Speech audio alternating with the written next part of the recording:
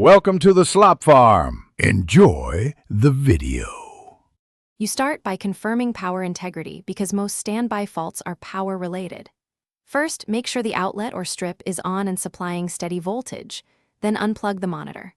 While unplugged, press and hold the monitor power button for 10 seconds to drain residual charge. This resets internal logic. After 30 to 60 seconds, inspect the cable and connector for bent pins or loose contacts. If anything looks damaged, replace the cable before you reconnect to avoid repeated standby loops. Once the monitor has power, verify the video signal path because standby often appears when no input is detected. First, swap to a known good cable, HDMI, DisplayPort, or VGA, so you remove cable faults from the equation. Next, wake the source device and disable its sleep settings briefly to ensure it's actively sending a signal.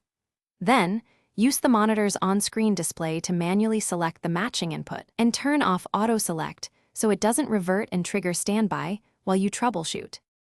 Finish by eliminating software and internal settings as causes. First, check for and apply a firmware update only from the manufacturer that matches your exact model.